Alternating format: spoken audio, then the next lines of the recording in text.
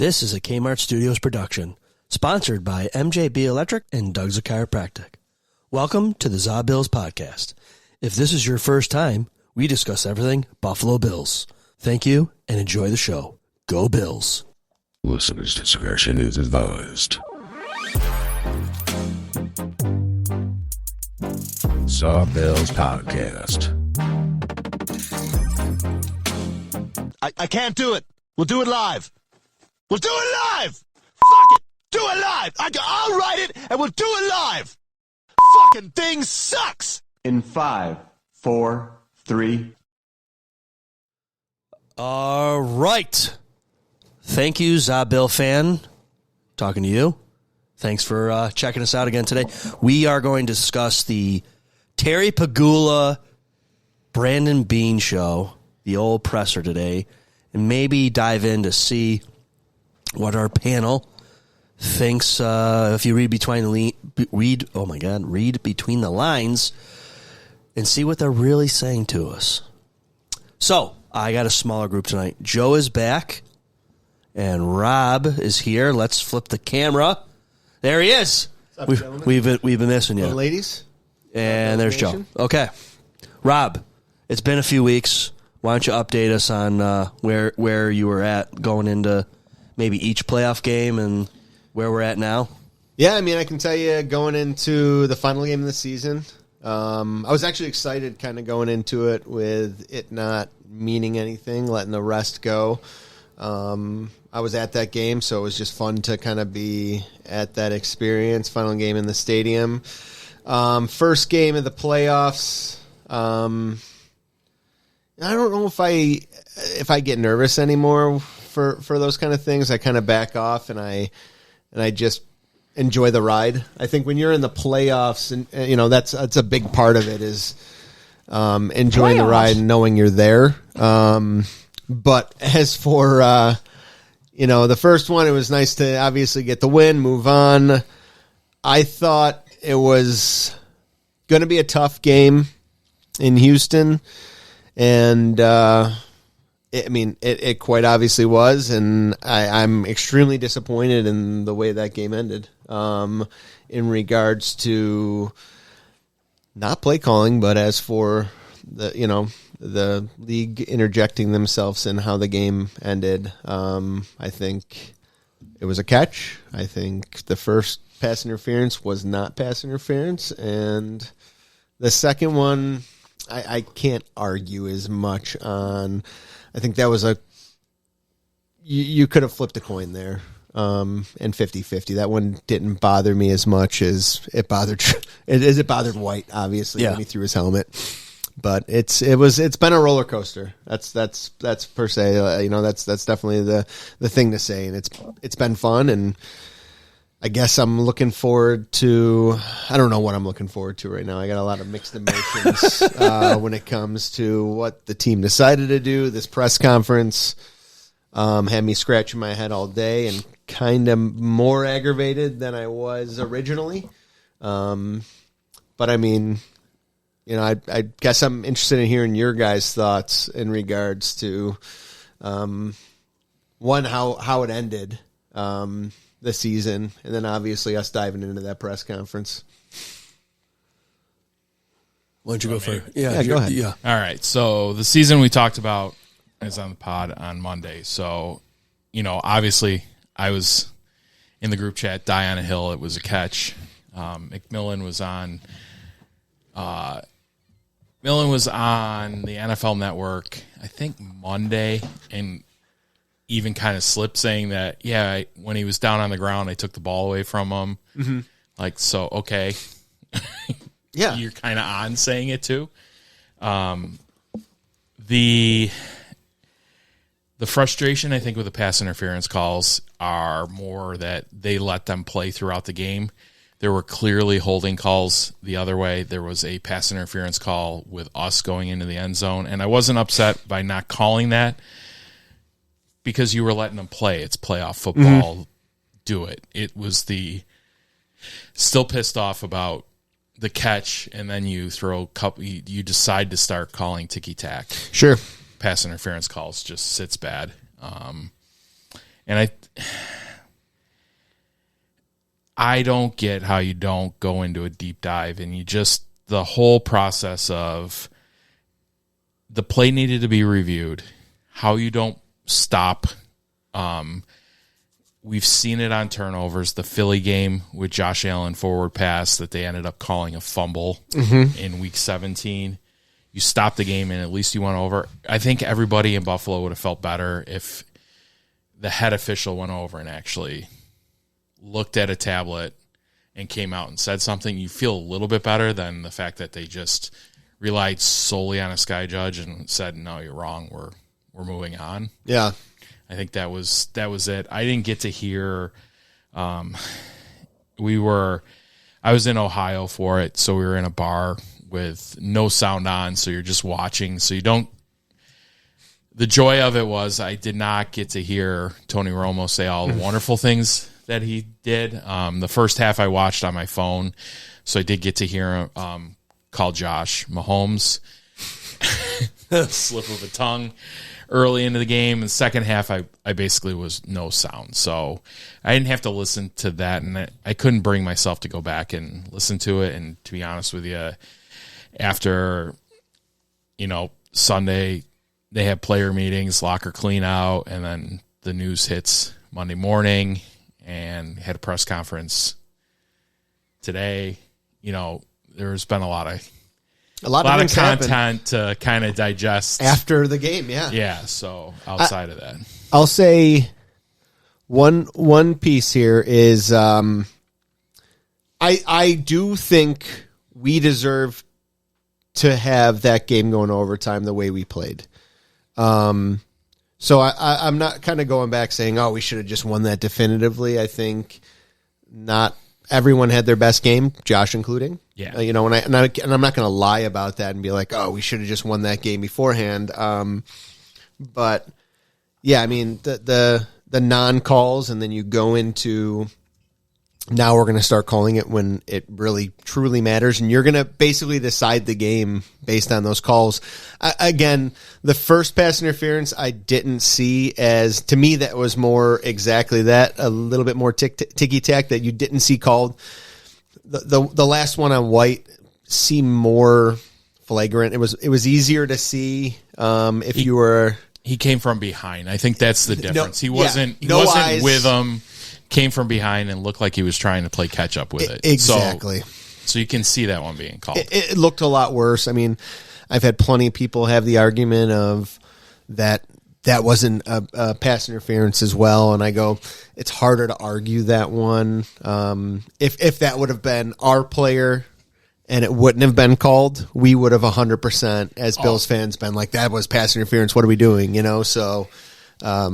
That's where I agree, but the first one was, in my opinion, not pass interference. But hey, speaking of this play, you guys are talking about we have a TF period 990 in the group chat here saying, I'm a Pats fan, but that was not an interception. The AFC Championship should have been Bills versus Patriots in Foxborough. I hate the Bills, respect Josh, but the Pats are back, baby. Yeah, I mean, good luck to you guys.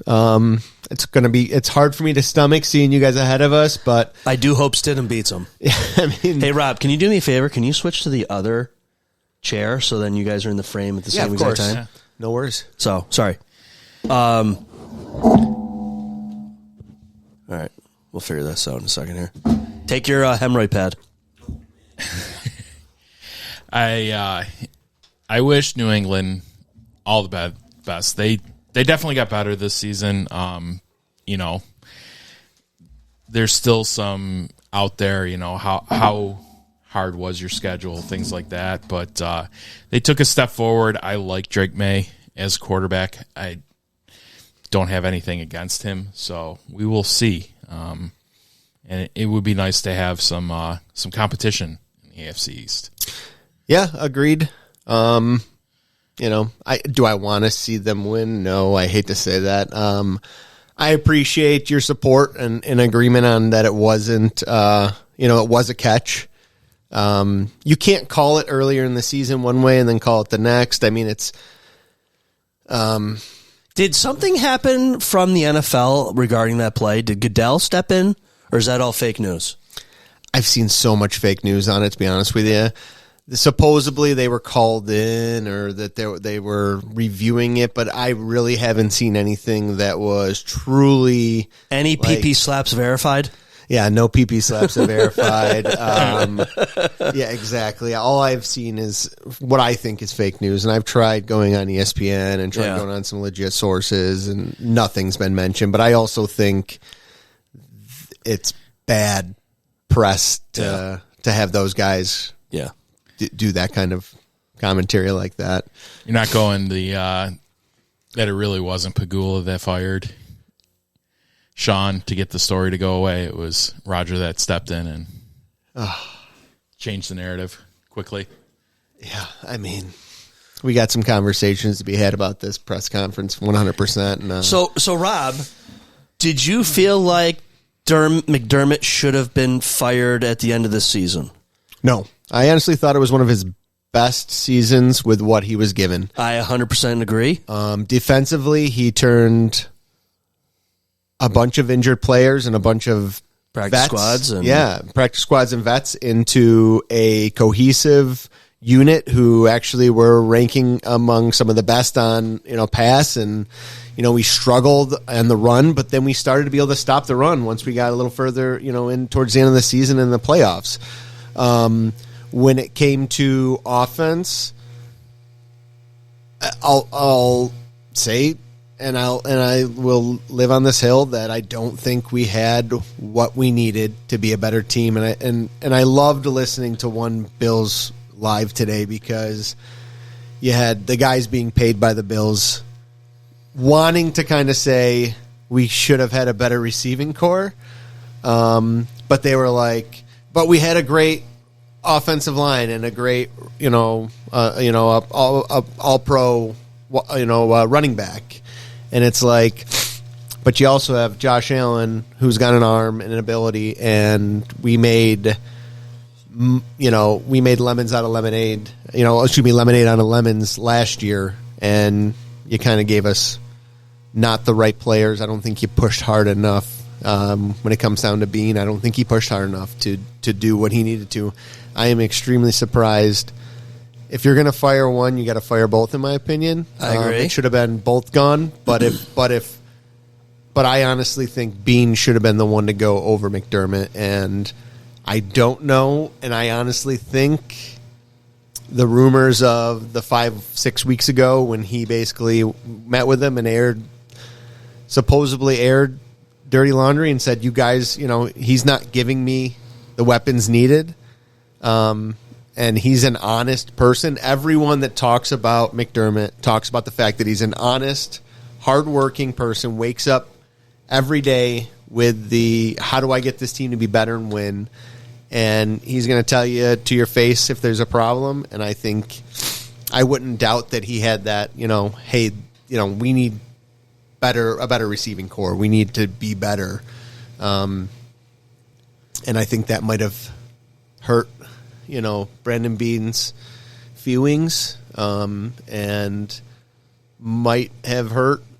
I don't know. I feel like Beane, the way that press conference went down, has Pagula in his pocket, and Beane isn't, and then McDermott's more of a scapegoat. And the fact that, if we're okay to dive into it a little bit, the fact that I'll let you tell me in a second, but let me finish my thought. The fact that you got Pagula saying it wasn't because of that loss, but yet it was because of that loss. The playoff wall was reached. Yeah, it's basically saying the playoff wall was released. It was because of people getting upset in the locker room when it's over. Is that what he was trying to really say? Is that because everybody was sad in the locker room, I had to fire him? Yeah, and then Aren't he they goes sad after every loss? Exactly, and then he goes, well, Josh was crying and didn't acknowledge me, and it's like, okay, well, he just got done getting kicked out of the playoffs. What do you expect? Is he supposed to go, oh, Mr. Pagula? He felt responsible. Yeah, exactly, and he knew himself. He had some bad plays. Yep. Possibly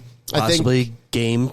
Yeah, affecting plays. I think you look at McDermott at halftime when they asked him about the turnover, and he's like, "You got to get rid of the ball." Like, that was just honest truth. I don't think McDermott was like, lying when he said, hey, we were trying to be aggressive, but Josh has got to know better than running around with a ball like this. 100%. You know, loaf of bread. Exactly. And then he goes, it's because of what happened because of that loss, and then yet repeatedly said, we lost because of a catch, and it was because of the refs. But yet his mindset was feelings. And it's like, well, you think some of these players also are very upset because of the way the calls happen too, and that's probably why they're upset. I mean, these guys are emotionally invested, and I think they're emotionally invested too because of the coach they have that believes in him and puts the faith in him and is who he is and built that culture. There seems like there's going to be a lot of he said, she said kind of stuff coming out of this thing. Like, a lot of contradictory statements were made based on what you see, what they even said. I don't know. I was laughing because our friend here, TF.990, I would like to know what the TF stands for. Imagine Bill Belichick becomes head coach of the Bills. McDermott shouldn't have been fired. They didn't lose the division because of coaching. Alligator arms and bad calls lost the game. Yeah, I mean, it's not, Who's he talking about with the alligator arms, though? Because I know Josh threw short to Shakir when he could have maybe walked in. there were a couple short. You're talking about Cooks. He had the one that was Top Flight. Yeah. 9-9. What is that, golf? yeah. Okay. Sorry, I know. Wrong podcast. Yeah, he doesn't. I don't We golf. golf. He doesn't. I golf. Yeah, And golf not the is- wrong. You're good. Yeah, You can there's stay here on the golf. Yeah, it's all good. If you want to get into the first day of the PGA show, you know. Yeah, I mean, that's kind of ridiculous. The fact that too, he said before that game, he didn't think about that, wasn't even on the table, firing McDermott. And yet it wasn't until he walked in the locker room and said, my players are upset. And it's like, You're fired. yeah, do you ever think your players are upset because they poured their heart and soul into a team?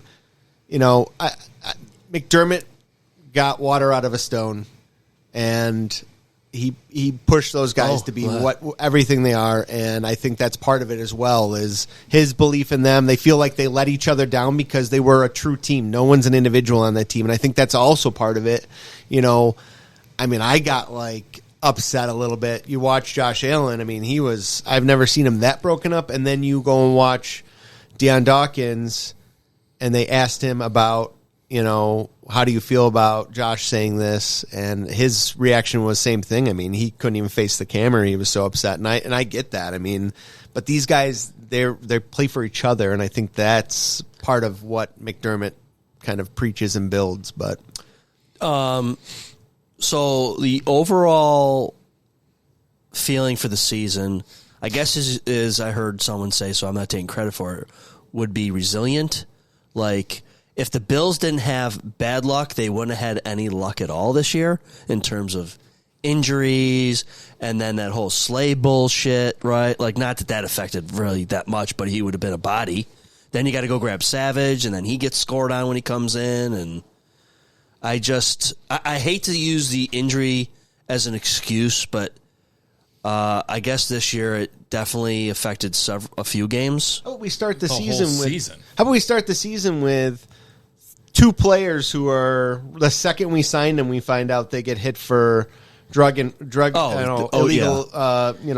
They get popped for Ogunjobi, yeah, whatever you want to call it. PEDs. Ogunjobi and Hoyt, and Hoyt looks amazing. Then he gets injured, 5 quarters. Achilles. you know, and he looks like he's going to be like a game record changer, and then boom, injury. You got players going up and down in injuries, and I think some of them we probably could have played, but I think we were looking at the long run of things, and I think that's part of the coaching. You know, and you can't step back and say White and Poyer and people overperform this year. Oh my God. I mean, and I think that is McDermott knowing what he has in a player and building a defense and putting them in places they need to be, and those guys also being the veterans they are. Did they honestly think that they were playing Poyer this season? No. No. going into the season. No, I bet No. you they were thinking this guy's going to be a A veteran in the coach. locker room. He's going to be a player coach. He's going to build up Confidence. Hancock.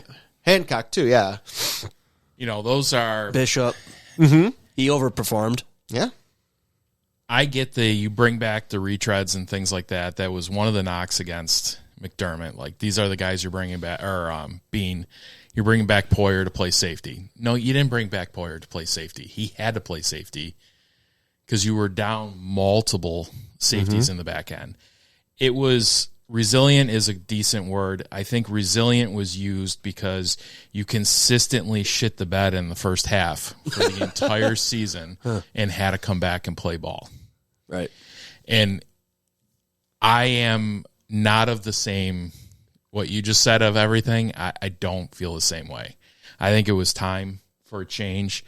I think Pegula walks into a locker room, and yes, did he say it the correct way? He said it the way that you took it literally, and I can't sit here and say no. Like, he didn't say those things, and it's about feelings, and yes, you can do that. But you can also look at it of what's he trying to say. To me, he's trying to say he walked into a locker room and saw everybody 100% dejected and like, what else are we going to do? Like, you hit the playoff wall, and I don't think it's the playoff wall. I think you just hit a wall. Like, every single time, this is where we get to. Do you think And Beane should have went to then, or just McDermott? so the Beane thing, I don't know. I'm on the fence with it, and I'm willing to give, if he's still there, I'm willing to give Beane a little bit more slack and see what he can do. I don't think he has a long runway for it. And it's hard. The reason why I will give one, and I would give it the other way too, because inevitably you never know. We'll go to the Coleman. Like, if you fast forward in of the Keon Coleman blah blah blah talk during this, and the owner pushing back, Pegula pushing back and saying, hey, no, the coaches were the ones that were pushing it more than Beane was to take that draft pick, which I agree with. And I don't name a player that Beane has drafted back twice and got his guy. He's notorious for not waiting and going up and picking guys that he actually wants. I'm going to give In the draft. this pushback. So he pushed pushback on the Coleman part. There's a video of him Oh, talking about his times. Yeah, talking about his times and being like, "Oh, I'm excited for that because Right. that means I'll get him cheaper." that Like the we just Bills got him. press put out. And you're going to say that. I guarantee you can take a video of anybody in the NFL with any player when they're at that thing, and you're going to have positives and negatives about every player in a player development meeting. Tell me, It though. doesn't mean that you're actually going to do it.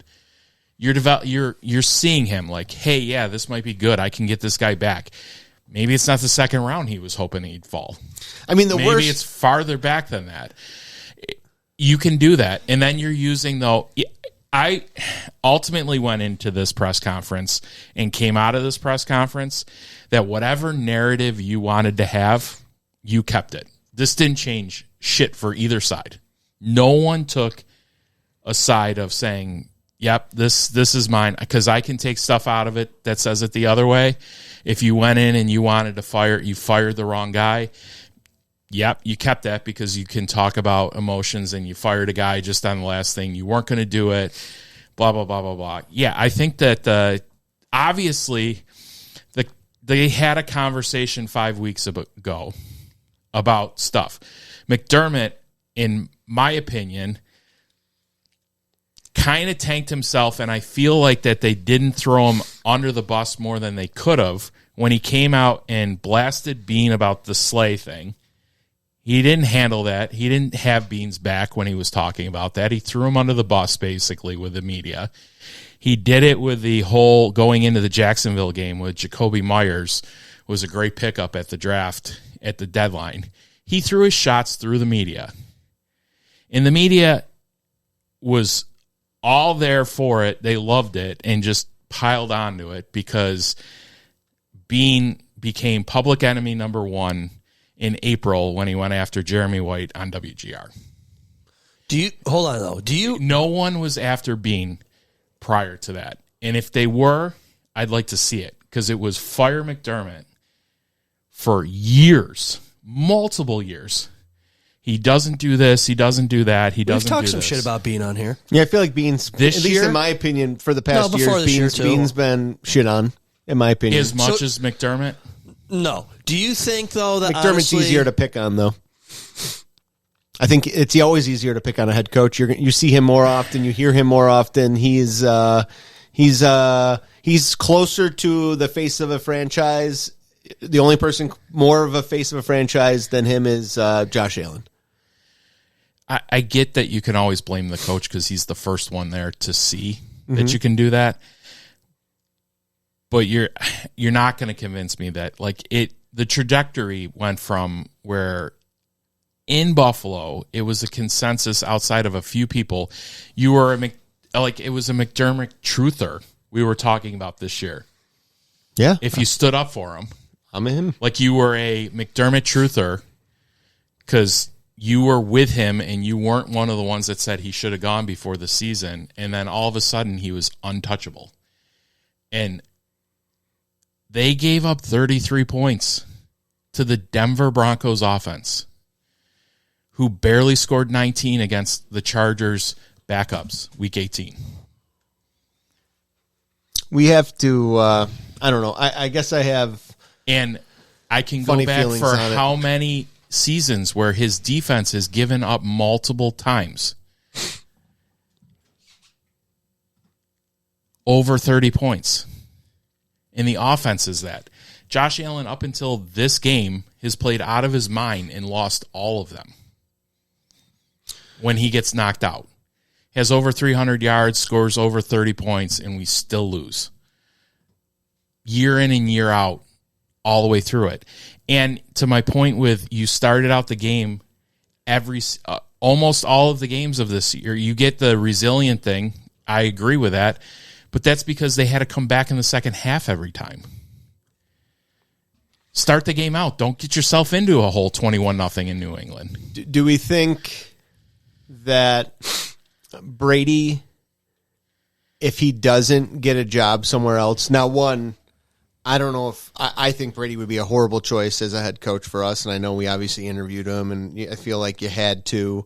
But if Brady doesn't get a head coaching position, is he still there?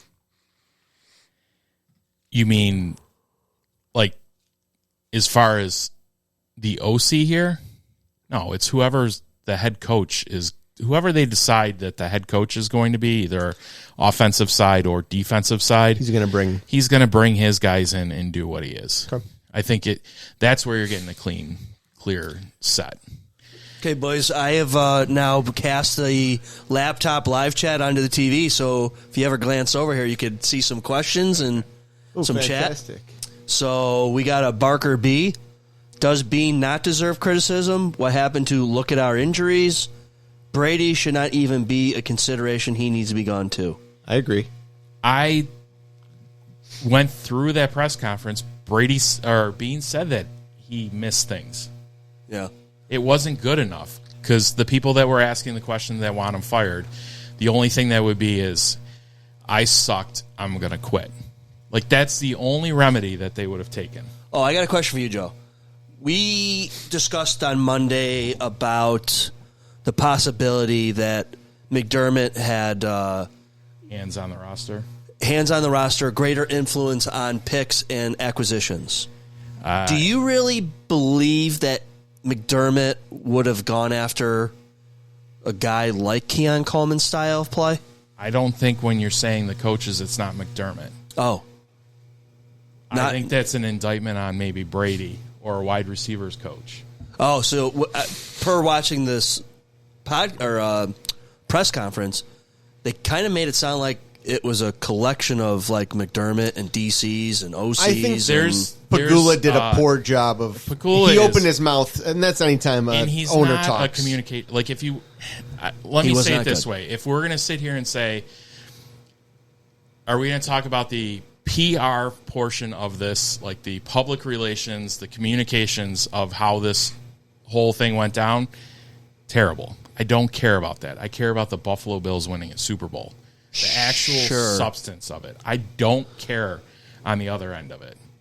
Well, there goes my podcast. He's not a... But you have to agree, if Brandon Beane stays the GM, which he is, and maybe till the end of the year, maybe next year, he elevates himself, puts a new GM in place, which very well could happen, in my opinion, too. But whatever happened at the end of this, Keon Coleman, who I thoroughly dislike, as anyone who's ever listened to me talk on this podcast, one, going to be really hard to sell him. Even harder now. And how does he feel after they just talk shit about him? I don't care. Show up to fucking meetings. Agreed. He put himself in that position. I don't care. And for starters, that question started out with the reporter basically saying that Keon Coleman was a bust and he sucked. It wasn't. It was from the reporter. He said that's your wide receiver room, and that was 3 questions after, like, one of the second questions was about the GR thing with if he regretted it. So you're doubling down on that point of what it was.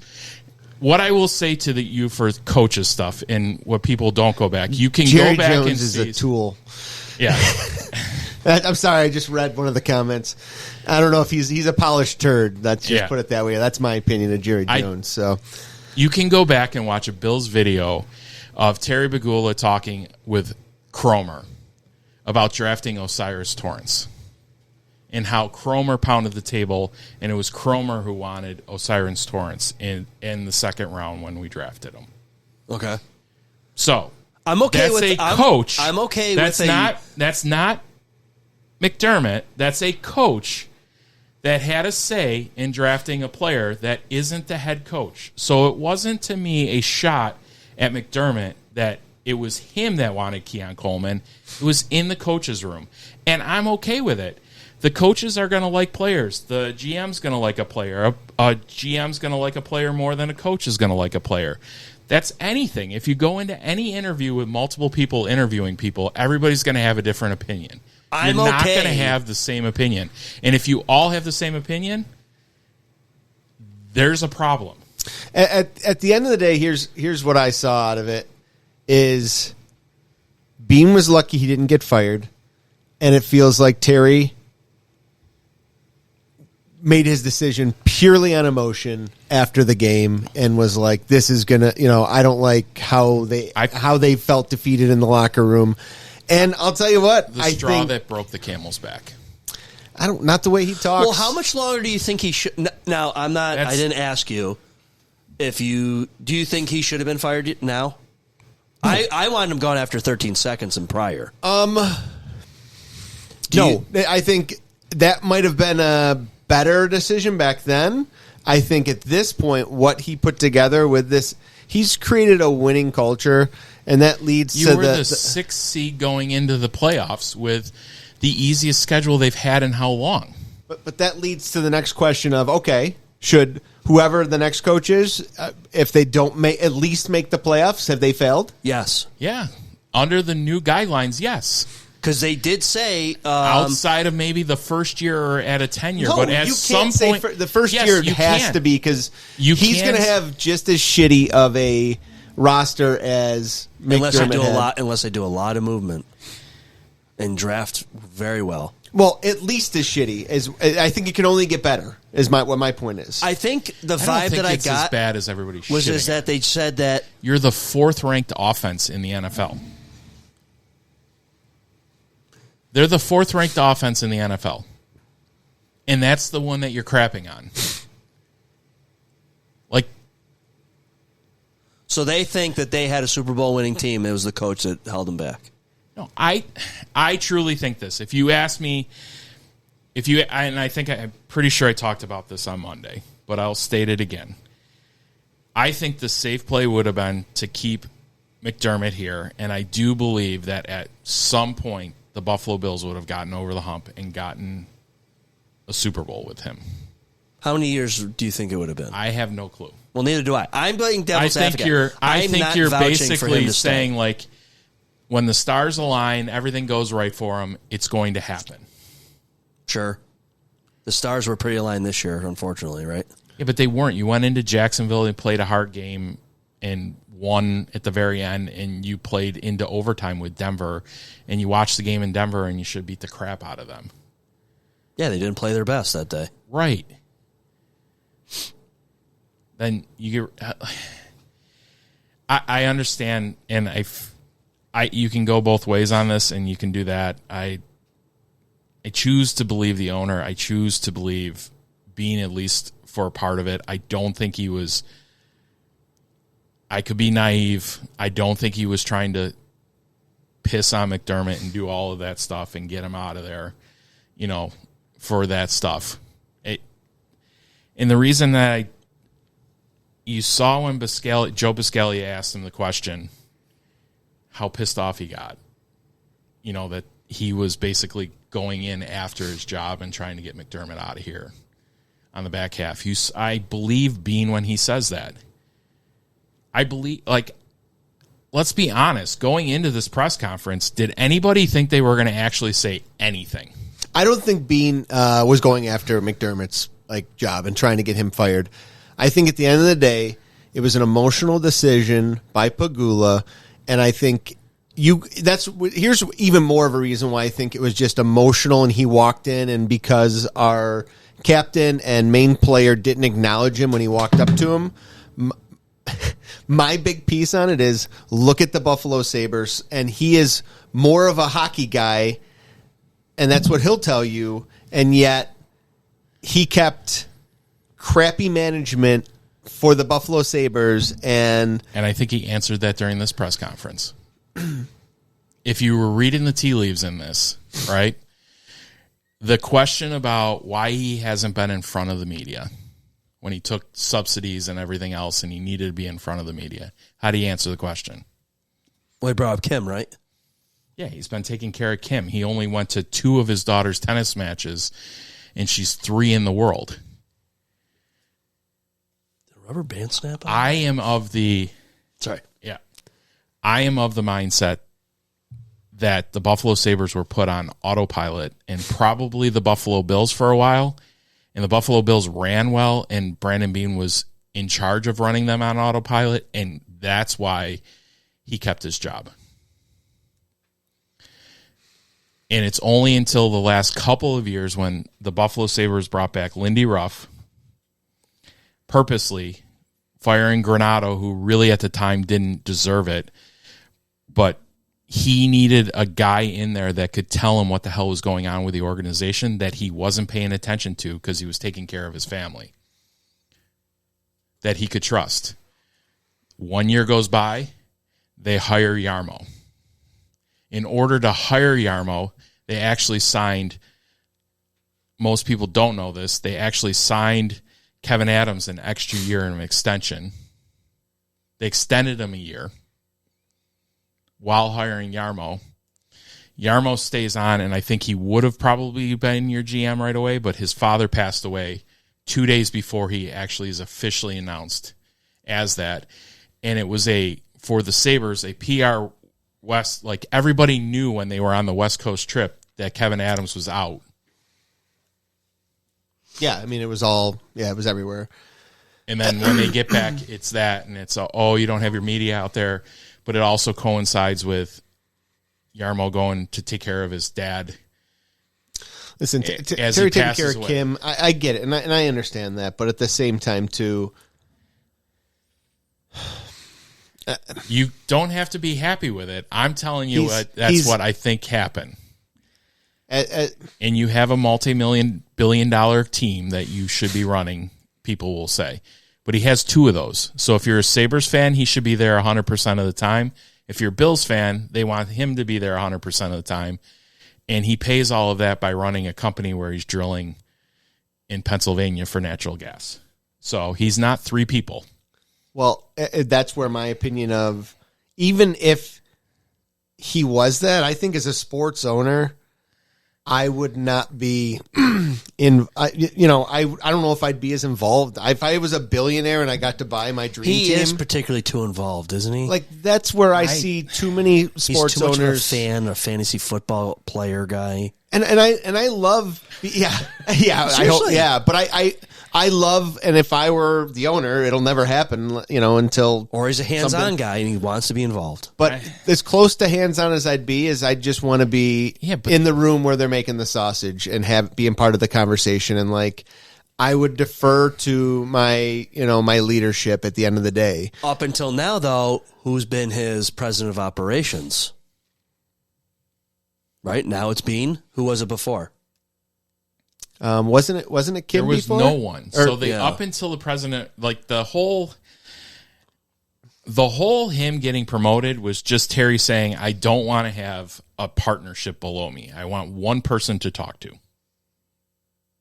Sure. As a business, that's how that was set up. Beane and McDermott were a partnership, A and B partnership. They both reported to Terry. Neither one was over the other one. Moving forward, and that's why I said that there was no way Brandon Beane was going to hire a coach and then hire another GM and he wasn't going to be the GM. The only reason he's president of football operations is so there's a clear and set path of you're not a partnership. He's in charge of you. You're under him. He reports to me. Do you think part of this, too, him being fired, is that Terry saw the relationship? Oh, they said that it wasn't dissolving, correct? That's what they said in this presser, right? The relationship did not dissolve? Correct. Clearly it did, but do you think Sean or Terry assumed that Sean would have a problem reporting to Brandon instead of both reporting to Terry? Like they were having two separate conversations separately, and maybe the teamwork was becoming less and less. If everything's going well, I think you keep the current structure. Right. When you win, if it's you're good. in a business partnership and everything's going well and everybody's on the same page, no one gives a shit. Right. It only becomes a problem when there's you're a losing. problem. When you're losing. But we're making it to the playoffs, and I said it earlier. Like I enjoy the ride. Playoffs? Don't talk about. Barker B has a lot of good things to say. We know that guy. Okay. He sits where Joe sits usually. All right, well, he's a smart guy, and that makes sense, and I like Barker B. Yeah, okay. And I think I agree with you. I don't think we need, the Pagulas anywhere but signing checks, and that's where you put Herb. your management involved. Yeah.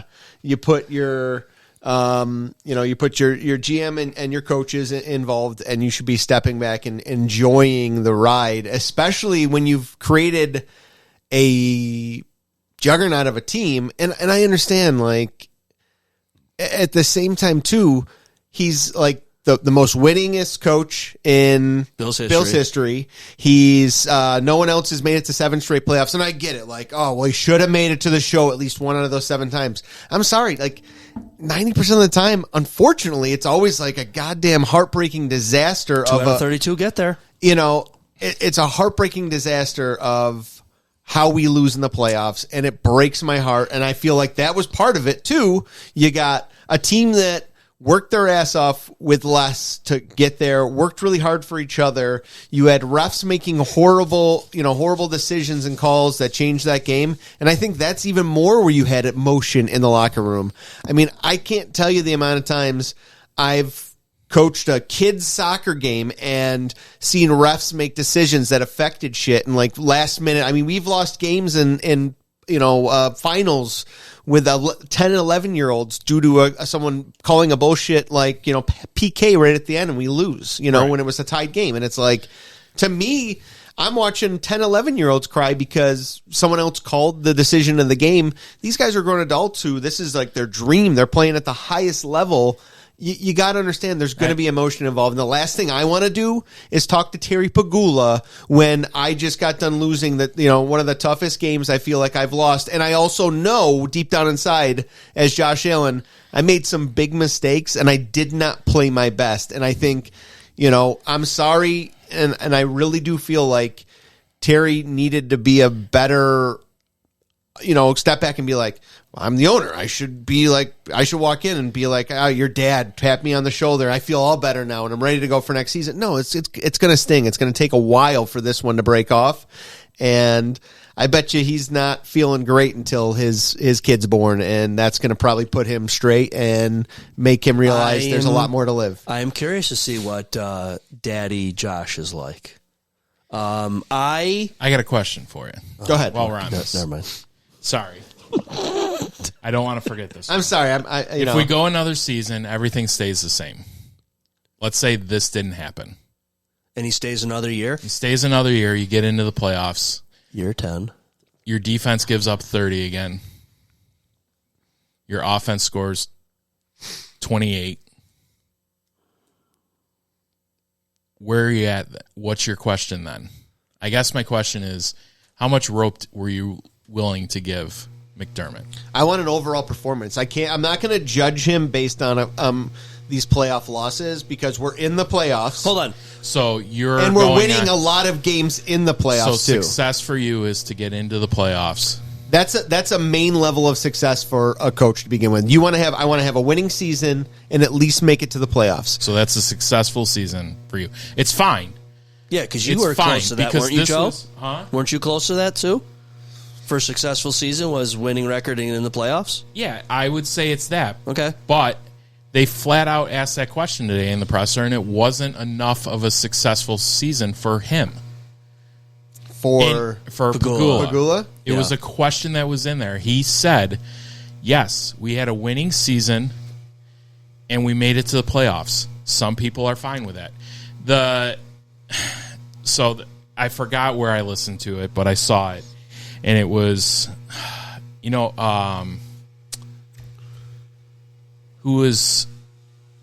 he's on, it'll come to me. Sorry, folks.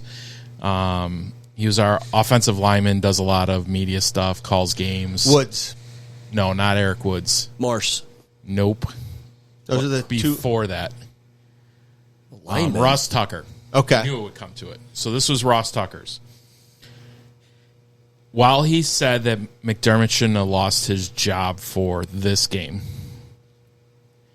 he felt that he should lose his job, and he applauded the Bills for finally doing it. For the same way that Green Bay extending LaFleur means that Green Bay is okay making to the playoffs, having a winning season, and losing in the first or second round. Well, I guess firing McDermott, bringing in a new guy, and if nothing changes, what's your next common denominator? Beane, right? Beane. That's why I said I don't know what kind of leash Beane has when you move past And didn't that. Beane say in the presser that they are judged on what did he say? Failures and something where he almost says he's always said you're judged on the last game that you play. He said it multiple seasons. He goes, your roster's judged on the last game that you play. Absolutely not. He said it. I'm telling you. I understand. He said it every single season. You can disagree with him, but he's consistent by saying he's that. And I will tell you this. He's not the only one in the NFL that says you're judged by what your last game is in the NFL. Because ultimately, the reason why you say that is you're playing the best team. Right. Up until this season with Denver, you played KC, who went to the Super Bowl, that you lost. So you're judging, what do I need to do to get over this hump? All right, let me ask you this question. I'll ask you both this. The level of talent doesn't change. It might get better. I don't think it can get too much worse. Before you ask this question, you think that McDermott shouldn't have been fired, correct? If you fire him, Beane's got to go too. So all or nothing. All or nothing. Okay. I would be okay actually with Beane going over McDermott. And I think the culture piece that McDermott's built is what's extremely important in what's driven this team to be as good as they are. Not saying that the talent that Josh Allen holds, the players we have don't hold the talent, but I think he's again gotten water out of a stone. Is it easier to replace a head coach or a GM? Because maybe that was what they were also thinking. It was easier to get rid of. I've been thinking about that, and I honestly don't know. I can't speak for that. From an owner that doesn't want to do anything, the owner's the one next hiring the next GM to then try to find a coach. Unless your president of operations finds a new GM. I think, honestly, that's what's going to happen. I think that's what he's done, is saying, I'm going to let you be the president. You're going to pick the next GM, and I'll let you stay the president, and you can handle those day-to-day stuff. And is anyone scared with that? I'm a little scared with that Pagula's given Brandon too much, the leash, long leash maybe. Hey, we brought a coach in 2 years. He hasn't done anything more than Sean McDermott. We're in the same exact spot. Now it looks like Beane is the issue. You're going to know. And does Beane say, hey, listen, I'm going to find a new GM? You're going to know that. You'll see, like, the roster. You're going to, like, those are things that you're going to clearly see in a given year. Right, and I don't see that yet. I think this year is resilient and this year was so muddy because they were beyond hurt the entire season. I don't think the Buffalo Bills, for the roster that Brandon Beane constructed in the offseason and thought, ever played a game together. Would you agree or disagree with that? Sorry, I was reading the chat. What? Sorry. So the roster that Brandon Beane drafted and brought in free agency. Today. Last season. This season what we currently have. Mm-hmm. Right. Was that even close to being his vision? I don't know. I mean, just at safety alone, you had Poyer, who was on a practice squad teaching rookie that you had, was starting and ended up being hurt and not playing. Oh, so you had Maxwell Harrison, who you would have thought would have maybe overtaken Trey at his spot. You had TJ, your first defensive tackle taken in this draft, right? So you took a cornerback that wasn't in the final game.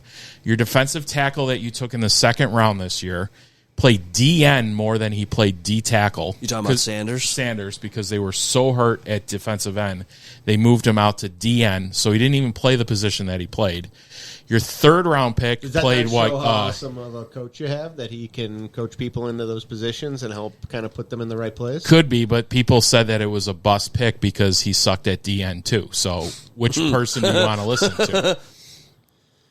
Because I can give you the person that says it was a crap pick and they moved him over to DN and did that, and he wasn't effective at D tackle. The only other argument I can make is if Ed Oliver missed the entire season and if he played the rest of the season, would he have been awesome? Nobody will ever know. Well, he was. Or if Bernard. you statistically look at it, he finished in the top 5 for pressures in sacks on our team. How many games did he fucking play? Like 3. 3. That's not big enough sample size. No, it's not. No, I'm talking about he played 3 games and everybody else played 18, and he is got that much. That's the whole, okay, let me give you this one. Who led the Jets in receiving yards? Garrett Wilson. Who didn't play more than half of the season? Garrett Wilson. Right. You're correct. Who didn't play more than That's a shitty team. Yeah. Who had no interceptions? The entire team. The entire team. It's almost like so you had that, when you look at this roster, it's a hard pill to swallow with McDermott. I get it. I understand it because it was it was almost like a lost season. My point of asking you the question is, what if you go through another season and you get to the same place?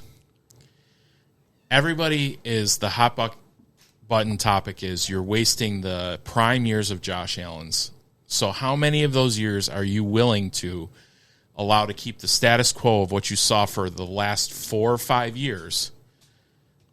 I feel like McDermott's only gotten better, and that's where my opinion is. I think I don't disagree with you on that. Here's my question. Nothing changes. This is where I was going. Oh, sorry, I interrupted you. No, you're fine completely. It was a good question.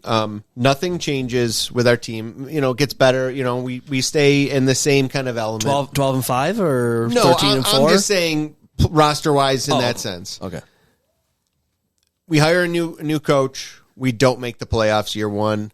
Wow. McDermott goes to another team as a head coach, which I feel like he probably will, to be honest with you. Playoffs? And he makes the playoffs with a team who didn't make the playoffs last year. Who made the mistake? That would be interesting. You're asking me a hypothetical without seeing anything else. I think 100% of the podcast is hypotheticals. I think so get too. that, but you got to tell me what you're doing on. I want to see roster changes. I want to see who you draft. Who do you draft this season? I think I wanna see McDermott creates those a winning culture. 100%. I do, but I also think that the expectations for this season was more of a rebuild season than people want to say. Okay, then he shouldn't have been fired at all. And I'm at not all. saying it, but At guess all. what? The guy that signs the checks can do whatever the fuck that guy and wants Beane, to do, and he and clearly Beane did not rebuild.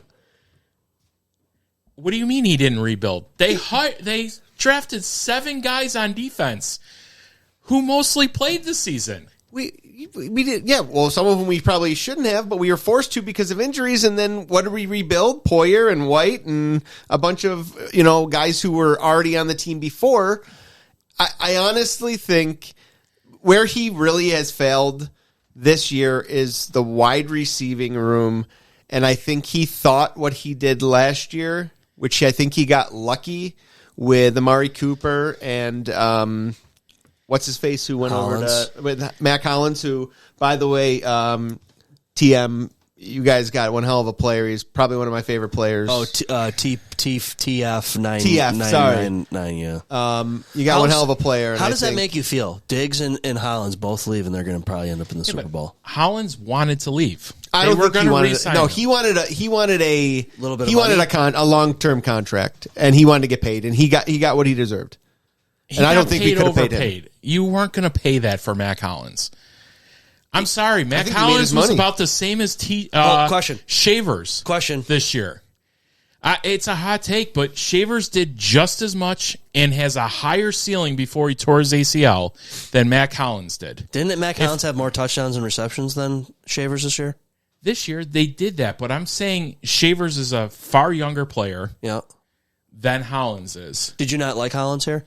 I didn't mind Hollins here. Okay. He fit a role. He just likes was shoes, Ga- Joe. was- Just because you like shoes doesn't mean you got to knock the guy. Was- Okay. Was I am Gabe, all for hey, who, grounding and all of that wonderful stuff that he did with the TikToks and who's in more that, but who was more productive? Gabe Davis his last year in Buffalo before going to Jacksonville, or Hollins last year before going to the Patriots? Similar player? There's a similar player. He fucking left and got paid. So did Hollins, right? I mean, Yeah, and it's how part of did the it game. work out in Jacksonville? They Well, we paid got him to back be because on we love our roster. retreading. We love retreading. Oh, we had no No. choice, and it was the easy pickup. We could it have was picked an up easy- somebody besides him, right? But I think it was easier. 'cause No, we it knew was what, we easy knew what we were because getting. you didn't have to pay him. He stayed on the practice squad and rehabbed in the beginning. You paid nothing for that. Yeah. That was a throwaway. Like, we all want to argue about all the practice squad moves. Like, yes. Do I think you were in a... Okay. Take a breath. You took Jordan Palmer. Obviously didn't... Or Joshua Palmer, Yeah. right? Mm-hmm. Obviously did not work out. No. Hurt to hell, right? Yep. You had Curtis Samuel that you weren't going to get rid of because you overpaid him before for he where had he is for his injuries. Turf toe for 2 fucking years or 2 whatever his years, problem is. right? Is that Beane? No. That's not shit Beans? luck. No, shit luck, that's okay. no. I will give you that could be Beane. I'll give you this one. I'll give you that because he had injury history. So yes, you missed on those 2 guys. But in the press conference, he did talk about that you have assets, and what I don't think is going to happen, and everybody's probably going to lose their mind, is you're not going out and getting a $30 million wide receiver one. No, because unless you ask Josh to take a cut. He's flat out not doing that. Sure. Right? But And if you are doing that, tell me where you want what part of the team you want to get shittier. What if Josh Allen wants to win so bad he's willing to take a discount and restructure? He did take a discount. What if he's doing it again? Because it clearly does not have enough money to spend elsewhere. That's what they were talking about earlier today. Teams like Cincinnati with Burrow or what was their playoff record? Detroit. Exactly, because they bring in number 1 elite receivers, but then they have a shitty defense or a shitty offensive line. Like, you got to find that magic balance, and the Bills are close. So maybe Josh I will Allen ask frees you up this. some money. I know a wide receiver is whatever because we have the wide receiver train. And who has a great wide receiver room that's still going? L.A. They drafted Pukas on a early contract. So is That was a good Josh GM. They have a good GM, I Yes, guess. they got a good GM who drafted 4 players before he took Puka. Smart guy. He took 4 Took some players. chances. He took 4 players before he got Puka, or he got lucky on that. No, he knew what he was doing. He knew he then could get the fine. other I can players sit there and ahead. tell you that he did it with Shakir. Ha ha ha. Where we drafted him, how far down? Do you think?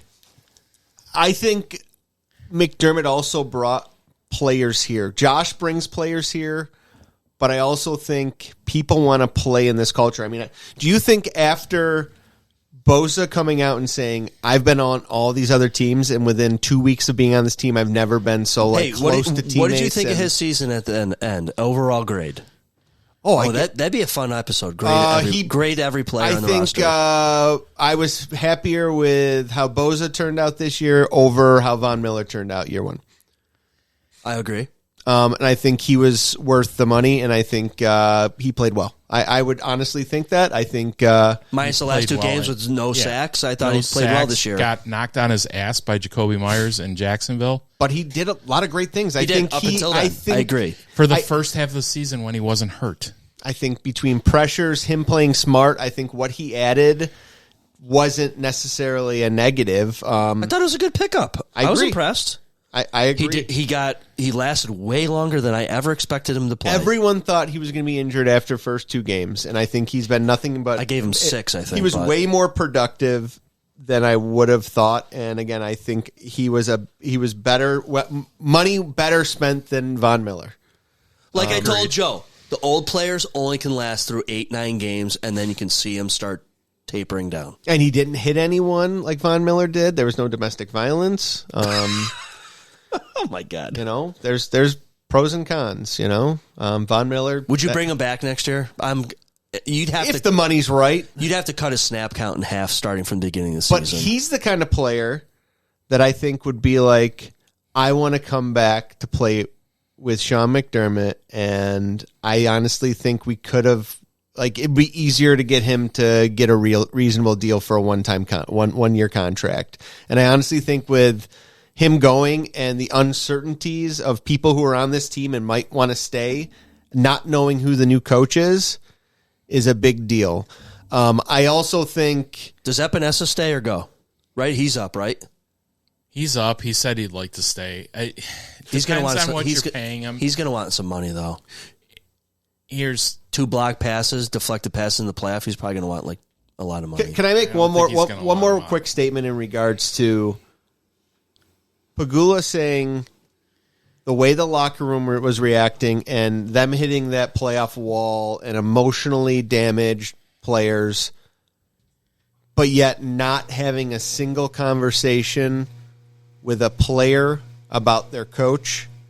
And it didn't seem like there was a single player out there, whether they played for him in the past or played for him now, that felt like he wasn't one of the best coaches they've ever had. And I don't think that was Tyler Dunn piece that would beg to differ for you on me in the past. Currently, I will say, listen, you can have the respective guys and be a great coach and be a player's coach, but at the end of the day, the owner chose that he felt that the coach wasn't going to get him over the hump and get him to a Super Bowl, and that's what the owner wanted. And we're bagging on the owner for saying, hey, I want Super Bowl aspirations, because we're so scared of the drought side on the other end of it. Yes, it's a huge chance. The easy, safe play was to bring every single person back, play it, and hope that one of those years he was going to get you over the hump. He got rid of the coach, and we're in change mode, right? There is no non-changing. Nothing's going to stay the same. You have a different coach. You don't know how that's going to go. Is it a defensive coach? Is it an offensive coach? You bring in an offensive coach and you have a great DC that he brings in, and then he's hired next year. What do you do then? Then you got to find another DC. You do it the other way around. Do you think Marv Levy should have been fired after the 4th Super Bowl loss? Fuck yeah. Yes. Yep. You think he should have been fired after the 3rd Super Bowl loss? I'll give you this one. The one that I don't think should have gotten fired was the GM that went to Indy and won how many? Polian. Bill So Polian. I'm on my side of you keep the GM over the. I think on that. Bill Polian, it was a special man, but I think the two of them built that train together, and their history is extremely long. Was Butler and tied. before Polian? Right? John Butler? No, Butler was after. Oh, okay. So they brought in. I would find it just hilarious if McDermott goes to another team I think he's and going wins to. the Super Bowl. He's probably going to. That He's would a good coach. That'd be the I fucking think he Bills' would way. win a Super Bowl here. I think he would eventually win a Super Bowl here. I'm not sitting here saying that he wasn't a good coach and we didn't get rid of him. I assume you mean with Josh Allen? With Josh Allen. Okay.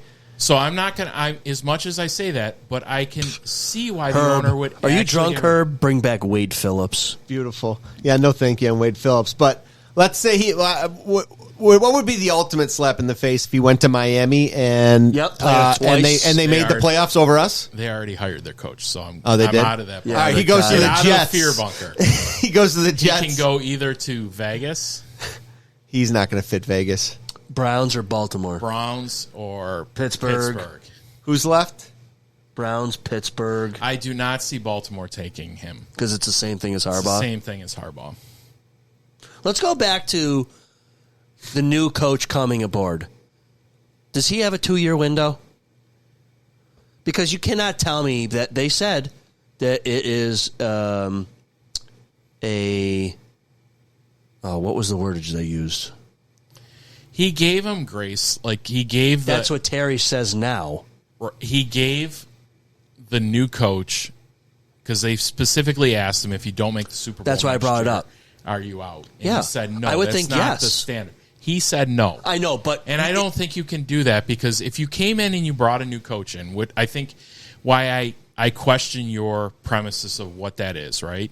If you bring a new coach in, you see a lot of changes that are arguably better than what we saw this year. You're not getting blown out in the first half. Your offense looks to everybody else more capable, even though they were fourth best offense. And I spent the entire year on this podcast, anytime I was on, defending the hell out of them, because I still do think running the ball and throwing to tight ends is a good thing. well, let's be honest, Joe. Anything short of winning the Super Bowl in Buffalo or this group with a lot of people like me, you fell short. So I think they're at a spot like that. I think the Buffalo Bills, and I will say this, if you look at their playoff trajectory, and Brandon Beane talked about this today too, and I agree with it. The very first year, you were just lucky. You were happy to get in, and I think that's the Sabres. The Sabres get in this season. Are you expecting them to win a series? No, You just you got to they win the broke Super Bowl. You they got to broke be the in drought, it, right? You went on a run during COVID, the 2020 season, after missing the playoffs. This is football or hockey? Football now. Okay, thanks. So on the COVID season, you got on a run, and you were like that hot team that won a couple games, but really when you played KC and got knocked out that season, you had no business. You could tell Right. they weren't as in the same class as KC. Yep. Cincinnati, that loss, you lost a player and he died on the field a month prior. You can't that blame team it on was anyone. that team was spent and shot. So I do not, I do not subscribe to that. It was a bad year. The last 2 years against KC that you lost to him, I think, and especially the last year, you were the better team. I think they could have won those games. You had a 4th and 1 where we can arguably say that he got the first down, where you're driving to make it a 2-score game at that point. Right.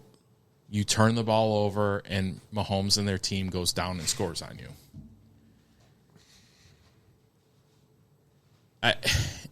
And then this season, we're all frustrated because if they would have won in Denver, what's the spread in New England this week?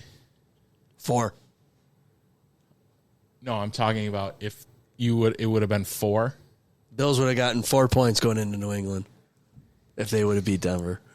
But by the way, Was that statement of Bo Nix might get some heavy painkillers to play? Was that like legit, or was that? I've seen it multiple places now. How scummy is that? I mean, that's We Bo have Nix. no faith in Stidham, so we're gonna shoot the shit out of that kid's foot.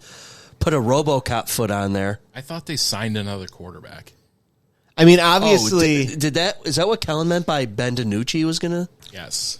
Oh God. obviously, Bo Nix played through the whole thing. I still can't figure it out, but That or he broke his ankle in the locker room. that'd be hilarious. Celebrate slipping on champagne. I'm serious. I could, yeah. They just said it was the second to last play. They showed said it on was the field. but you don't see him limping off. No, that's true.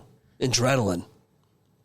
Right. They play it up to that because what's the worst part? they're Herb gonna says say? would have been Bills -1, right? That's Herb. 1.5, yeah. Yeah, At the end of the day, this is all for us to blow off steam and have fun, hypothetically guessing what, and what's pissed us off. I'm a truther. I'll just say it. I mean, I'm a truther on McDermott, and I'm a hater on Beane. more of a hater on Beane. I think the way he handles. I think after the season and what we had, McDermott did the best he could with what he had. he did, and I'm also. And the Bills could have been They- limited. I think they all did the best that they could have. Right. I'm a. But I get 9 years is a long time, but the Sabres went, how long has it been since Pagula took over and he promised the Stanley Cup in the first 5? 9 years, and 8 of those 9 years he made the playoffs, including the first one when we were in a drought. I agree. The guy's done so fantastic with this, and I think we're getting jaded sometimes about what is a winning record, what a winning season, who we are. I said they're all failures unless you win the Super Bowl. That's me. That's me. That's and you, I host a but that podcast is- behind a camera. That's all I do. No, you're fine, and I Yeah, get but that. In the realm of this, they all are that. You're a loser franchise because we 31 losers. Just no. I'm talking about We've never won one. seriously, We are a never lose- won. No, one. well, I meant we like are a loser each franchise. season, there's 31 until losers. This team wins the Super Bowl in the national view. Oh, 100% we're thought of losers. We got the bandits, boys. We got the bandits. Yeah. We are not losers, okay? I mean, listen, this is all going to come down to did Terry Pagula, if he's really the one that made the decision, how does he look next season or the season after? I can't. This is give all it- on him. We're just here to talk about it Absolutely furious. and eat pizza and drink bourbon. Sure, I'd be absolutely Well, furious. some of us will drink bourbon. I'll drink bourbon once the next season starts. Rob's got to be a good boy. But I will be furious next year. One, if we better have a winning record. Two, we better make the playoffs, or else I feel Listen, like when they bring in Kyle Shanahan, the secret hiring, God is good. How excited would you be if they brought in a dude like that, the dude from Minnesota? I don't know. I've got such mixed feelings on who we could bring in to Who do you the want? right Let's thing. hear who you think. Is there anybody in the NFL that you would bring in and say, okay, that's better? It's an upgrade.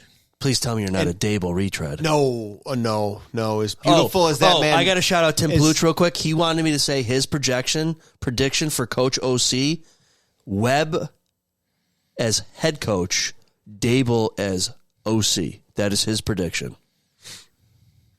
Did What about Belichick? Would you be okay with Belichick for 2 years? No. is Belichick done? He's got college, right? Or is that like Listen, breakable? look at all the fans that he would end up bringing to the games. His girlfriend's friends. No, I'm So good. Like you're trying- Swifties? So wait a minute. You're trying to sell out the stadium. I'm pretty sure A bunch of young girls coming to the stadiums. pretty sure that they don't have a problem selling out the stadium currently. Well, right maybe now. maybe there's a lot of fans that are like second guessing themselves. I'd be so pissed with him at press conferences. Listen, I am and maybe this is to a fault. I'm a character guy, and I've always been that way. And I Well, judge a lot of people. you on like what you are, character. right? Well, I appreciate that. I think I don't know. I think I have a good character, but Yes. I appreciate that. I don't know if that came out right. No, I did. I felt like that's where we were going with it, but I'm not sure when it comes to. I think it's going to have to be. I don't know if there's any coaches out there, like head coaches right now, they're on the market that I feel like extremely comfortable with. Offensive coordinators, we'll see. I mean, there's some names being tossed out there. Change is scary, Rob. Trust me, I get it. I get it. That's why I've stayed married so long. It's definitely a frightful. Hun, if you're listening, Alicia, I am not associated with Rob. Yeah. I know you can hear us down there was here. no options. Okay, you're the only one for me. Okay, no, but it is like. Here's what scares me is 9 years ago, we would have welcomed any change any year. Oh, anything. And even after that, especially after he won, it's like fantastic. We're there. But before that, year over year, it's like here's another one, and I'm just so worried. I really appreciate a winning culture, and I don't take it for granted. Like I said earlier, when we talked about the end of the season and me not being overly worried about the playoffs, it's my mindset of like Playoffs? yes, We'll talk exactly. about playoffs? We can because we got there over and over. Next year, maybe not. And I will not bring up better draft picks. I mean, I don't know. I just am. I enjoy the ride, and I enjoy a winning team and a winning mentality. And I really like watching these guys play the way they play. And it reminds me of like watching like a fun college, high school football, making me think of some backyard football in some cases. Cause these guys look like they're having fun and I enjoy that. Do you honestly think that just all goes away? Like today, that whole thing's gone. All those players reset their brains, and all the stuff that they were taught about being together, that togetherness is all gone. Not necessarily, but I don't know what kind of mentality the next guy's going to have. Is he going to push?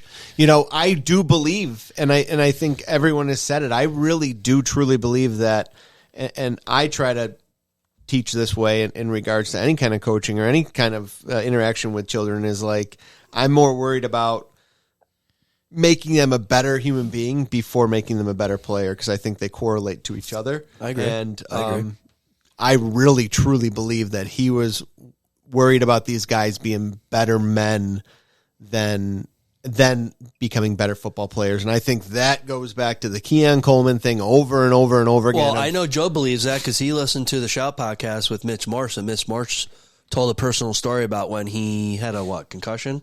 So and Mitch Sean was more concerned about him as Mitch, a person than playing he- in the game and sat him and family and shit. But I don't think McDermott's the only one that ever does this. No, but we're only talking about this. I agree. I get that. But to look at what's sit his there face and from say that Pittsburgh. we're going to change and you're not going to have that, Tomlin. I mean, do I think Tomlin's the answer? Hell no. I'd feel like he brings a winning culture, maybe, but he's like a warm blanket. You're but going backwards. I think we're going backwards there. He comes from that same like mentality. They were friends in like college. There's like some touch there, but you look at like supposedly when he said he's stepping away, I mean, you had players, I guess, crying in the locker room. They probably should have just fired him because players are not allowed to cry in the locker room, guys. As an owner of a team, No crying in football. yeah, there's no crying in football, or else you have to start firing people because their emotions are never allowed to be involved. Is Trey White and Jordan Poyer on 1 years? Yes. Yeah. Will both of them return next year? You almost have to for now. Did something come down with White? Did he get a fine? Did we know that yet? For the helmet Most likely. smashing? They usually do it at the end of Saturday the week after. So Okay. you got a couple more days. It's coming. Yeah, I mean, There's a website. There's a page on the NFL website that shows It's the not fines really for a every week. fine. It's his donation to the NFL charity foundation that they donate. So when the NFL gives you the big number of all the money that they donated, Trey White's got a he good chunk of contributed that. to Yes. it. I mean, So, who? If you guys had to pick someone, and again, I can't say that I feel comfortable. Even Oh, you ready making for a my statement. pick? Lane Kiffin. He is the who's the guy that we had that retired at halftime? Vernon Davis? No. Was it Vontae Davis? Vontae. Yes. Yeah. That guy might be signing. He'll sign here and then he'll be with another team in like 3 games. Oh my God, I remember that That guy's such a scumbag. halftime retirement. Yeah. I do think the difference between all those seasons when we were in the drought year and you're trying to find a coach, to come in and change a team in an organization that has nothing. You have the league MVP. You have pieces here. You have the league's leading rusher this season, just on offense. You have players in the back half of, and where I thought it was a rebuild is, they took a lot of young guys on defense this year that are on rookie contracts. That's good. So you have some pieces there. You re-sign some guys. Can you add? Yes. Maybe you do package and move up and go get yourself more of a wide receiver one. So, do you think Cook will repeat and have a similar season next year, or will he regress? Because they're going to shift to more passing offense. I don't. Will he become more of a passing running back or receiving running back? It's going to come down to whoever the new coach is. Yeah. Do you like the idea of them bringing in several defensive coordinator type guys as head coach? If it's legitimate, like they want to bring in what the hell's the guy's name they played against in high school? Lou Amaretto was supposed to come in, right? Lou from I saw his name. The dude from Miami, the guy I played against in high school, Anthony Weaver. Oh, I think personally, as long as you're interviewing the best candidates out there, whoever the best candidate is, that's what you go with. And I think it just goes down to that. So could you have a defensive minded coach again, but have an offensive coordinator who decides that we're going to run like a West Coast offense? Or does McDermott not allow that because he's defensive? The only person I think that you can do that with on the names that they have is Davis Webb. Who's he currently with? Denver? He's Denver's pass coordinator. So, like, Clint Kubiak, which is one of the other hot Seattle. names, Seattle, is an offensive coordinator. We cannot hire him to be an offensive coordinator. You'd have to give him a promotion. Why? That's league rules. Oh, okay. Oh, I didn't know that. So you can't just steal an offensive coordinator and make him an offensive Oh, no coordinator. shit. Okay. Did you know that? I did not. I did not. I learned something today. So in league rules, you can take, Davis Webb, who is a pass game coordinator, you can say, fine, we're going to make you an offensive coordinator. You could say head that coach the can other go to one head was- coach, but OC can only go to head coach? OC So or that's why, defensive like, coordinator can only go, right? Why Brady can interview with everybody, because Joe Brady can interview with everybody. He's under contract with the Bills, but he's allowed to interview for a promotion. A head coaching position. A head coaching position. Why the fuck couldn't you So leave one he team to can't- another for the same 'cause you're position? under You're under contract. contract, yeah. With who? The Bills. The Bills. And I think it's kind of For how long? like whatever It they depends signed on him. how they are. So where the exception to this is Minnesota's defensive coordinator, Brian Flores, Yep, I liked him. right? He can be a defensive coordinator somewhere else because his contract's up with Minnesota. So he's a free agent. I think it almost falls So as he like a can do that, non-compete but clause in that normally- sense. Normally, most people are looking for a promotion, so that's why you're always looking down. And I'm glad nobody's currently watching at this moment to know that I did not know that rule. I didn't know. I only prefer an offensive coordinator or an offensive-minded coach for one reason is even if they're halfway decent offensive coordinator, because of Josh and who you have weapon-wise, you're always going to be looked at to be promoted and moved up the chain to a head coach. So if we keep playing this game, we're going to keep losing offensive coordinators as head coaches, where if you get an offensive-minded, you're going to be able to keep the same, stable offense, and you're less likely to lose a defensive coordinator to a head coaching position. And that's where my mindset kind of falls in it. So, outside of feelings and everything of what Terry said today, if I gave you this one, going into this offseason, right, you have 9 job openings? Yep. If you take ours away. 8 left, maybe 9. Well, there's 6 openings still left, including ours. There was 10 before the 10, official but I would say Harbaugh. 9 if we didn't have ours. So 1, let's 2, 3, say we 4, didn't- 6, 7. Let's 6, say 7. Let's say we did not fire McDermott, or you knew that if you weren't going to fire him, was Joe Brady going to get hired somewhere? Hell yeah. You lost your offensive line coach, Cromer, retired, who was your run game coordinator. Does he retire if...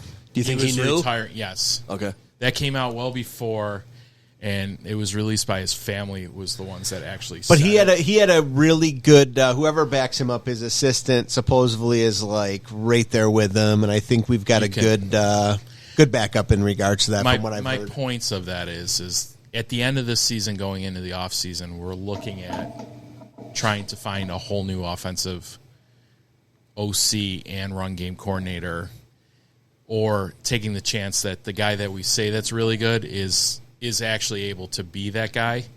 He might be a good offensive coach, but Cromer was the one that installed all the run packages. Like, people didn't see that he was in charge of the run game. It was one of the knocks on Brady was, well, we run the ball really well. So you're saying how difficult would it have been to keep McDermott after these things? Now keeping McDermott, and you now have no clue what's happening on Josh's side of the ball. Okay, I think McDermott would have held it together in regards to who he would have gotten and what type of package they wanted. The other side is any. I think we would have had great options. Just like I think we'll have a lot of good coaching options for people who are going to want to come work with Josh Allen. I mean, it's just inevitable. I just think at the end of the day, where my biggest problem comes from, we have a winning coach, a winning mentality, and I think it's harder to coach a team than I think it's McDermott has a harder job than Brandon Beane has. That's my opinion on it, and I think I would say yeah. I think it's harder to put together, and week after week, you're scouting, you're doing all these things. And don't get me wrong, he's telling Beane what he needs, and Beane's going to do what he thinks is best, and McDermott's going to give him, I'm sure, at the end of the day, and I believe there's truth to that of like who they want and what they want, and he's going to do his best to get it. But at the end of the day, it's up to him of like, I'm going to do my best to get it, but I'm not selling I think it's right to only do this, and I think that's where like at the end of the free agency, or excuse me, at the end of the trade deadline, he didn't push hard enough to get certain players because he was like, if I do this, I'm selling myself short, and that's a decision he has to make. And I'm not gonna like say he made the right decision, wrong decision, and say we could have picked up a player and that player could have gotten hurt the very next game, and anything can happen. You were down 3 wide receivers that were, of that. The one thing that we haven't talked about that I think was a nugget that I haven't seen a bunch about. I like nuggets. About everything else was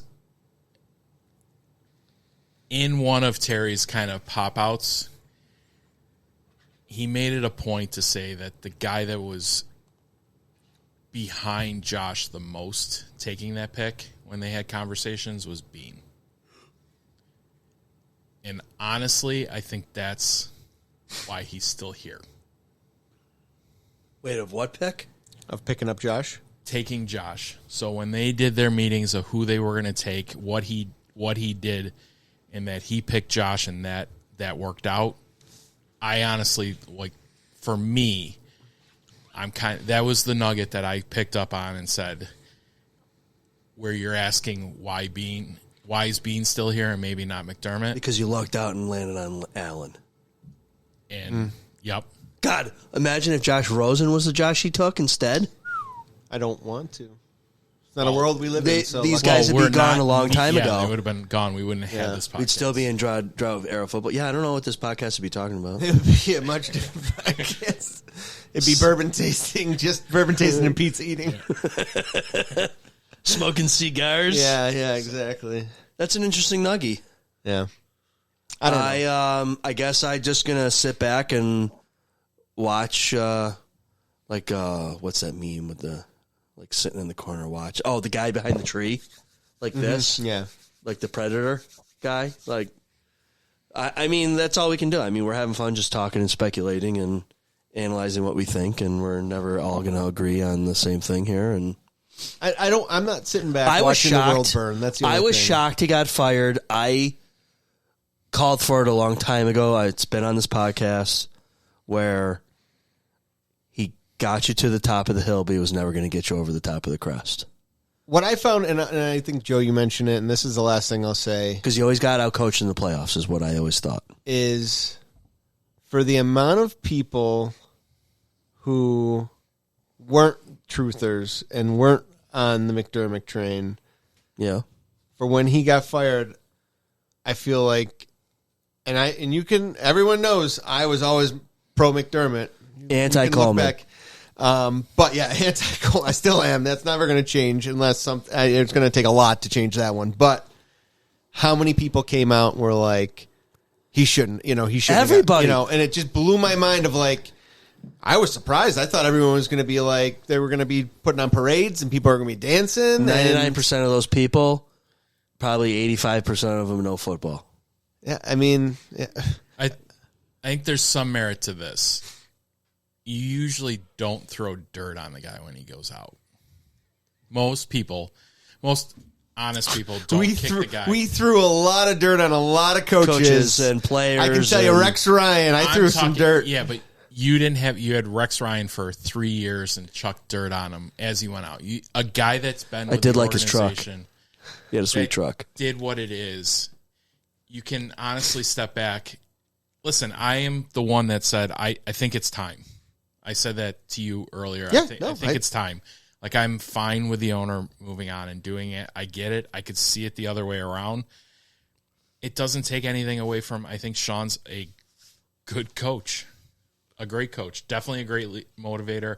I think he has got Just not in the Bills. exponentially better from when he first got here, but that's anybody that's in a job. And I think that's some of the scary part is yeah, let's go get the new guy, but it's kind of like that, hey, it took us like 3-4 years to get McDermott up to speed.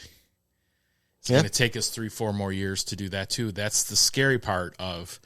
Give him credit. We got in the playoffs first year he came in. 3 things are going to happen. Got it on a miracle, like Baltimore falling again. Thank God Harbaugh was the coach back then and allowed Cincy to hit Tyler Boyd.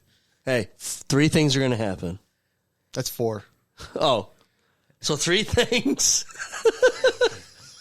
You're going to stay the same, get better, or get worse. I thought you were going to flick me off. No. You You got a I good think soul. you stay the same. That ship sailed. Well, I think per it's that really conference, I don't think they have room for that or worse. I don't think Bull or bust. no matter what, it's going to be different. So it's If they don't make the playoffs, People are going to be pissed. Beane is still the GM next year, People are going to be I would be pissed. pissed. Now, there were people calling into GR yesterday, and I Oh my died God! laughing. What was that like? It's been crazy. It's been a freaking roller coaster. My all-time favorite was if this guy said he's been like a fan for 40 some years, and that if we don't make the playoffs next year, he's finding a new team. Oh, And I go, and like, I was right on, like, Tasker was there, and then we were talking, they're like, hold on. Is Tasker a Bills employee? yes. Oh well, then never mind. That's the problem with their pod. But this was an honest response out of him. Was like, if that Is is what's going to WGR draw, owned by the Bills now? no, it's just one Bills live. Okay. Anyone who's in that cast, that broadcast is Josh and Reed. Capaccio. yep. Josh And Reed, Capaccio, and- Matt Bove. Yep. Matt Perino's on that show. Yeah, Yeah, That's your Channel 4. Like the Shout Bills live guys. Carl, right? Carl Talbot, Perino. Sale. I don't think I don't think he's actually. He handles. He's more press, so I don't think he's actually a Bills guy. He'll say what he wants to say. he's on the side. He's no different than Eric Wood. He's on the he's a sideline. Yeah, just does the sideline coverage for I'm just talking 550. about like Bills payroll employees that who don't you're talk gonna shit. see not talk shit is anyone from One Bills Live, because that one's also shot in the building. They give them additional behind the scenes stuff. That's why Andrew So Peters they and talk- Craig Rivet don't have they a talk- show there anymore. They talk very positive, and they keep everything like as PG, clean as positive. yeah. Like even with like the Keon Coleman stuff, they'll play like both sides of it in the sense of like you see them very. It's very hard for them to get negative. It was hard for me to listen to John Murphy back in the day because he was on the payroll. I only like the Tasker stuff and their thing because I think they'll have Thurman Thomas, they'll have other players on there, and they'll usually. I just like some of their takes of listening to pro players and people who've played that side of the field, just their side of certain things. The guy that makes the sausage.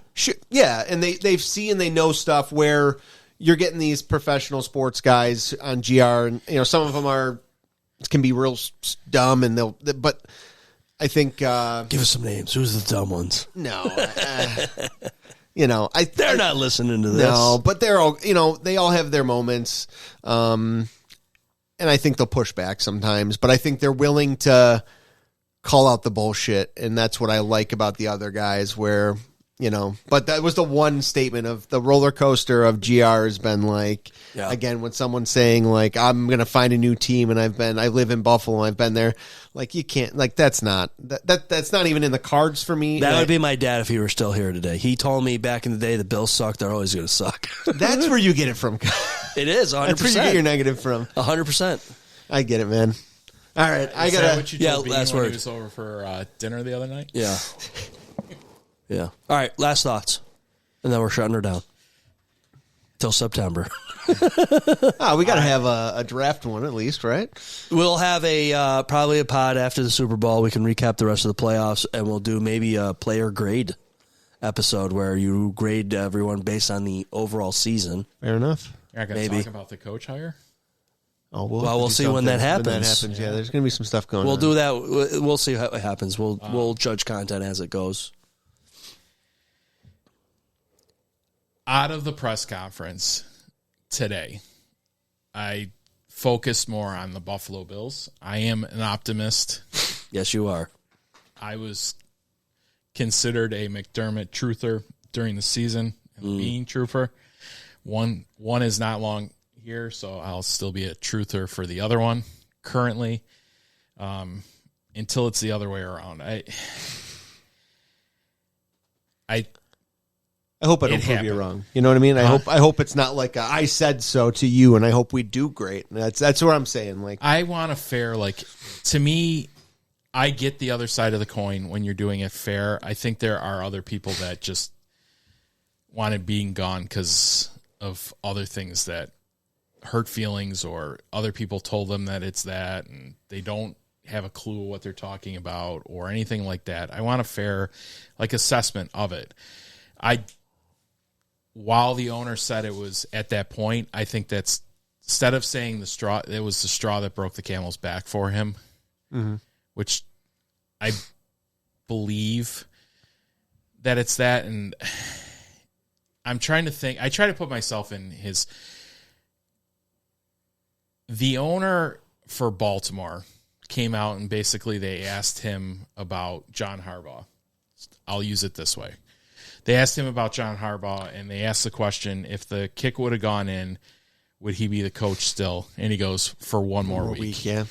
And that's throwing dirt on Harbaugh and just basically saying, F you. And everybody in the media loved that. Like, national media, like, that was great, blah, blah, blah, blah, blah. And I think you could see the two of them try to walk a fine line, for me, at least, is what I took out of it, of not trying to bury McDermott today. But Terry, Pagula spoke when he shouldn't have spoke and said things he shouldn't have said. And again, I don't think he's not a PR man. I don't think this is owning a sports team is all he should be doing. And he should let, his management team take care of the rest. You can come out and talk about building a stadium. You can come out and talk about, donating to the community and being talk about, like, we're moving from one stadium to the next. He made some mistakes. He made some mistakes. And the telling one for me was the question when they asked him about not talking to the media. That is where I think I saw him show the most emotion as far as pushback on that question specifically. I think you got that, Terry, because he's been listening to what it's been out there, and he's taking care of the stuff and tried to stay out. He's definitely not Jerry Jones out there every single game. He's a human. He had a terrible situation happen, and he's living with it and trying to do the best he can. And, so I'll give him that much. I'd like to give Sean McDermott grace, and I do. I hope he goes somewhere, wins, and he eventually gets it. I do. He was great. This was one of those ones that was rough, but I see the other side of it too, and I see an owner that walked into a locker room, and instead of saying it that way, you just see a team that's exhausted and hit the wall yet again, and you get that feeling of, what the hell do I have to do to get over the hump? And you have that dejected look of just, I can't talk to anybody right now. I can't do anything right now because I'm done. I'm spent. That's how I took the press conference. I get it. So, All right, Rob? My, I'm not even going to talk about the press conference in regards to that. I'll just say thank you to the Bills. Thanks for, another great season, a winning season. I think it's a fun, wild ride.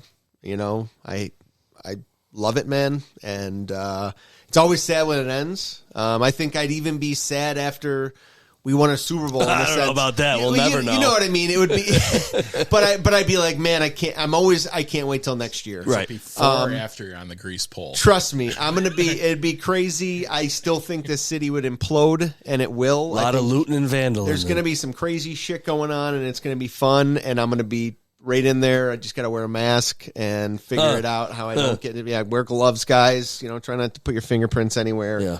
But, I think no matter what happens with the season, I'm always ready for next year, and I'm always excited. I think it's just I know what it feels like now, and I don't take it for granted of having these winning seasons and making it to the playoffs and having the opportunity to feel like we're actually relevant.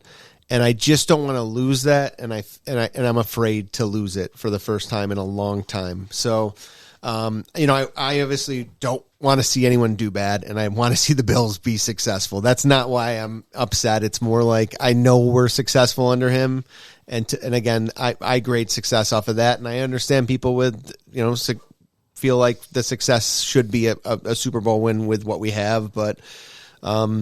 I'm excited about next year already. I'm excited about a new stadium. I hope you have your seasons for there? I do. I'm pretty psyched. I'm looking forward to, the season opener there and kind of creating some new memories. It was fun to end out at the new stadium and kind of ride that roller coaster this year, and next year I think we're going to have I hope we're going to have another great year, and I'm excited to see what comes. So I appreciate it, and thank you, Bills. Yep. My final thoughts. Josh, I still love you. Beane and Terry, don't fuck it up. Go Bills. That's great final Go thoughts. Bills. Go Bills. Be good, do good. God bless, and go Bills. What you just said is one of the most insanely idiotic things I have ever heard. At no point in your rambling, incoherent response were you even close to anything that could be considered a rational thought. Everyone in this room is now dumber for having listened to it. I award you no points, and may God have mercy on your soul.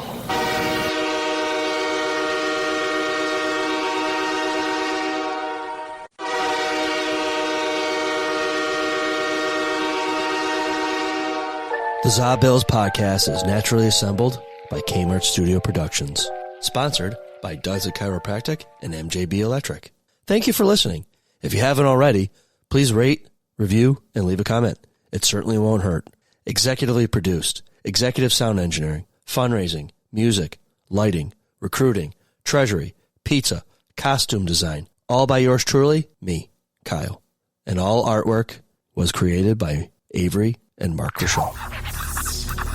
Ladies and gentlemen, thank you for coming. Please drive carefully and arrive home safely. Good night. Yeah, baby. Yeah.